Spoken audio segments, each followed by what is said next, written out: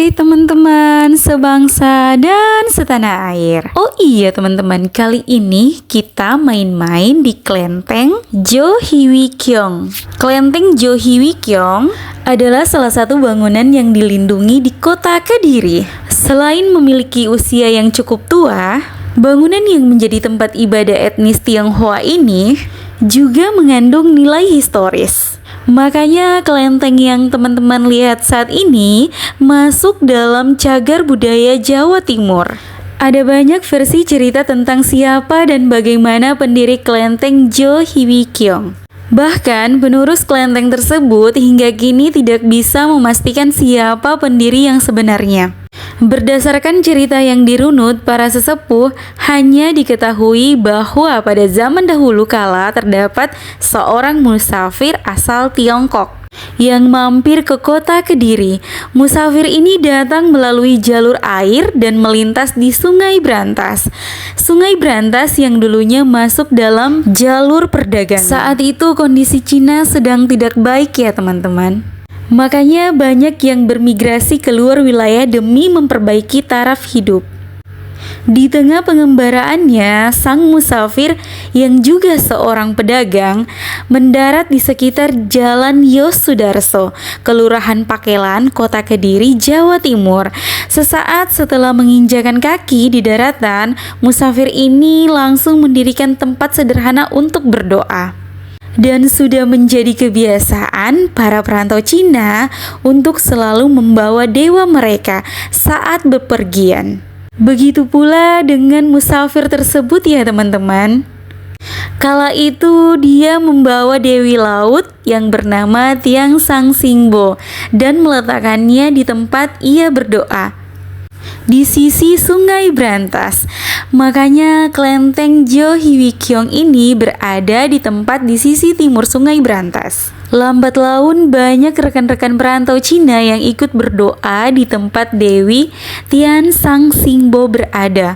Mereka membawa dewa masing-masing, sehingga kini ada banyak dewa-dewi yang ada di kelenteng Jo Hwi Kyong. Mulai dari Dewi Kiwan Im, Dewa Kiwan Kong, hingga para nabi agung.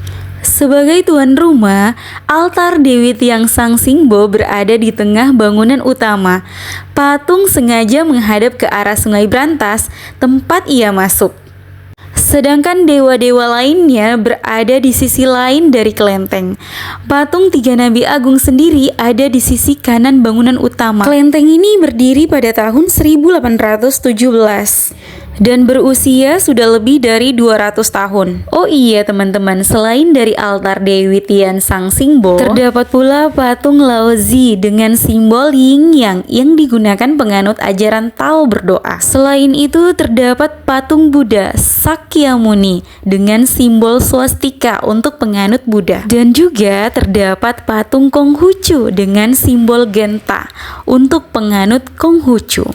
Keberadaan Tridharma inilah yang menjadi ikon kelenteng Jo Hwi Kyong sebagai tempat yang menjunjung tinggi keberagaman. Pemeluk agama apapun boleh berdoa bersama-sama. Siapapun bisa berdoa di sini, mau ke altar mana saja silakan, sesuai dengan kebutuhan. Tidak ada aturan khusus tentang urutan prosesi berdoa. Meski demikian, biasanya pengunjung kelenteng mulai berdoa sejak dari pintu masuk altar. Di sana disediakan hiolo, yakni tempat untuk menancap hio yang terbuat dari kuningan. Jemaat kemudian bergeser ke dalam untuk berdoa ke para arwah suci atau Chung Sien Bing. Tidak hanya tentang urutan berdoa saja yang dibebaskan, pengunjung juga bebas memberikan persembahan, karena yang terpenting adalah kerelaan dalam memberikan persembahan. Selama 200 tahun lamanya, bangunan kelenteng tidak pernah diubah bentuknya. Pengurus hanya beberapa kali melakukan renovasi agar bangunan tetap terjaga kekuatannya.